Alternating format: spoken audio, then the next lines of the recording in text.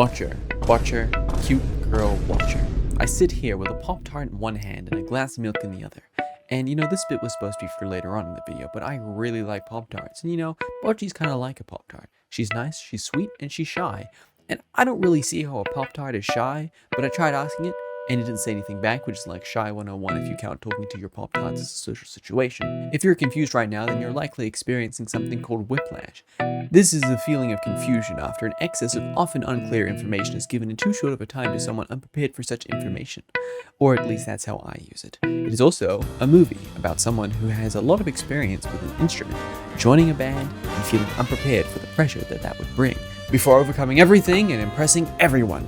And Bocchi the Rock is about someone who has a lot of experience with an instrument, joining a band, and feeling unprepared for the pressure that would bring before doing something that I won't say, because it feels rude to spoil it in the first couple seconds of the video. But what I will say is this.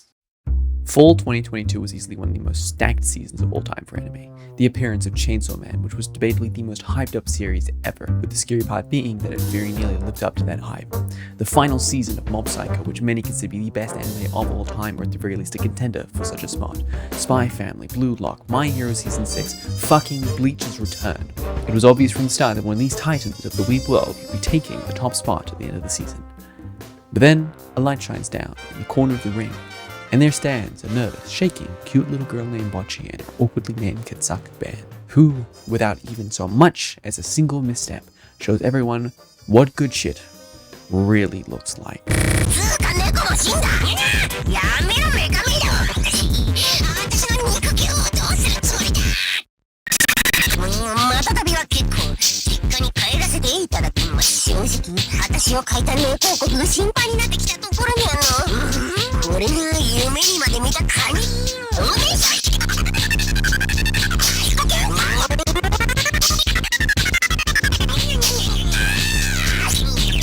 Yes, Bocchi's in the ooh shy girl with pink hair you've probably seen affecting your timeline along with these three menaces is better than all these beloved shows that got wads of weeb stroking they shit. And I stand valiant and true. Straight up. For although these shows are good, great even, I'm of the belief that they are simply the peaks of their respective genre, but ultimately just reusing pre-established ideas in a masterful way, yes, but still things we've seen before. Bocchi though, well, I'm talking big here, but it does do that as well. It's hard to make a cute girl doing cute things anime without cute girls doing cute things. But I think Bocchi does that along with new and interesting ideas that showcase the chiseled and refined creativity the team behind Bocchi had, with the most obvious being all the times Bocchi disintegrates into the air and all the other verified Bocchi funny moments you've likely seen in out-of-context videos, reaction gifs, and reposts. It's not the fact that she disintegrates in itself that shows that, although that is pretty funny, but it's the way that they show things through the animation. There's a clip of Gark saying that Bocchi made him feel those emotions more than ever, and he didn't know why, but, well, I'll tell you, Doc. Because when shit gets awkward, I want to disappear. When I'm suffering from stress, and sometimes I wish I was just a box of mangoes. And you might think, that's so cringe. I thought, that's so cringe, but when I looked in the mirror, I realized something painful but true.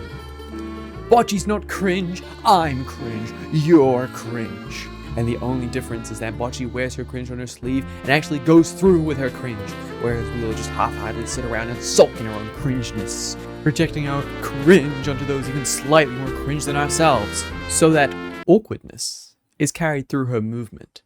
But strangely enough, also during the times where she's not being overtly fuckerly. Whether it's the character speaking in the daylight sun, or being made up of whatever the 2D equivalent of N64 graphics are, the anime manages to make it feel all consistent and beautiful, which I think is the most important part here. It's not like it goes from generic, sleepy animation to outright chaos, but instead every part feels at the same level of quality, which, keep in mind, is really, really good. It never feels like any part is being given less treatment than the last in terms of style and presentation, with one exception being the performance scenes.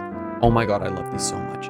I was really, really scared going to Bocchi that some form of 3D would be used, and yeah, I know, meme about weebs being scared of 3D and they're women in anime, but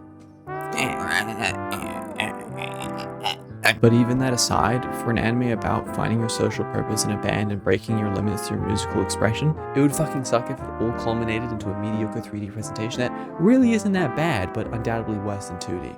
But thankfully, But thankfully I decided that I was going to use the final fucking act of this series in here, which is like, yeah, it's the only one that like represents my point properly, but skip if you don't want spoilers, or just skip if you haven't watched the show because it's a very emotional part.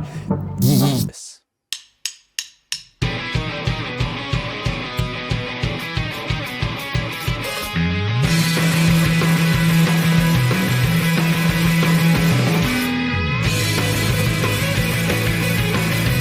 I really want to chime in here because this occasion that no one asked for. It's kind of loud. And this is so cool. I don't even know what I'd say, but yeah. This is so cool. So you doing anything after this? I really don't have any complaints, but I do wish that they went further, which yes, I know sounds insane because it's already kind of crazy, but go watch Buzzcut by Brockhampton, and I don't know why, but the idea of a bocce video in this style just sounds perfect to me. Bocchi Hampton. But even aside that, the art is easily the most creative I've ever seen in anime, and I think that's def shown in the Twitter art, which I'm gonna show you now, and there's nothing you can do about it. Am I just inserting my love for Twitter art into this vid because I want to put it somewhere? Maybe. But come on, man. Just enjoy it. Just enjoy it. Sit down. I'm enjoying myself. Look at that. Look. Look. This one's cute. This one's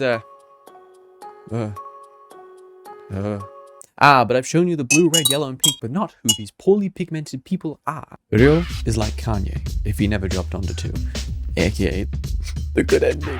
It wouldn't be a surprise to me if her greatest pain in life was not being able to see herself perform. Actually, scratch that, she's like Sans from Undertale or Gojo from Jujutsu Kaisen, for reasons I cannot explain out of fear for my life of interdimensional omnipotence and people without taste. Nijika is the funny boss of the group and very real, like real life, like run, go, run! Peter, the runaway bassist, stock extrovert. I've seen this before, but not like this, as despite having a similar color code to another crazy creature in this clip, she and Bocchi are nothing alike and act as contrasts of the story, to show both Bocchi's shortcomings, but also how there are aspects of herself that are genuinely impressive. But it is not the characters themselves that are so good, but the chemistry between them. As they say, chocolate tastes nice, just not when mixed with fucking tomato sauce. But luckily, Bocchi is a 5-star meal where each small part complements the rest to create a surreal experience unseen before in this world. From the moment they're introduced, the dynamics are established and shit is sweet. The way they all meld together while being so different makes everything feel so natural yet perfectly choreographed. We have normal, insane, extrovert, introvert. You see? They are funny, but in a real way. The series isn't scared to make jokes, then turn around and hit you with the "this was my dream since I first heard a guitar in rap-stitched conditions." I do have something to confess though, and to many of you it will be very concerning. And that's that Bocchi is slice of life comedy. Yes, I apologize to anyone who got this far into the video, only to learn that hopefully the shock will have killed you before the pain set in, Okay, I'm being a bit facetious here. Making fun of people who don't like slice of life is a fun little pastime I have in my daily life. But for real, if you don't like slice of life, I can't assure that you'll like Bocchi. Obviously, you'd still be able to appreciate the parts that are good, like the animation and coherent storytelling, but you probably won't be able to actually enjoy it. Like, I liken it to a manga I read a little while ago. I called it Nekodamare, which I said in this video was very good and undeniably a 10, if you enjoy it. Which sounds obvious, right? Like, obviously you'd enjoy it if you enjoy it. But what I'm trying to say here is it does everything it's trying to do perfectly. Just depends on if you actually enjoy what it's trying to do. Same with Boccher. Oh, and Boccher! How have I not talked about Boccher? As I said before, she's very cute and shy, and that's the wrong person. Okay, forces out of my control are making me take a stance here, so... Okay.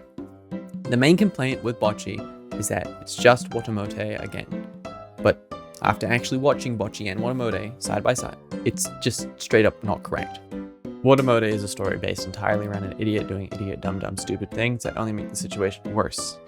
I'm not saying that Watamote is bad, but I'm saying that Bocchi is a story about someone evolving and getting better, and although Watamote does take steps to become better, as she frames it, she doesn't actually evolve at all throughout the entire series. She is the same person by the start and by the end. So, yeah, it's pretty obvious why the audience crossover isn't one-to-one. And to end this video, I'm just going to say that I didn't talk about music much in this video, and that's just because I'm not actually that well trained in music. So there's not much that I can say that goes beyond, like, it was good. But trust me when I say that it's good. Like, listen to the music. I've been using the soundtrack throughout this video, and yeah, I mean, there's not much I can say. Okay, bye bye.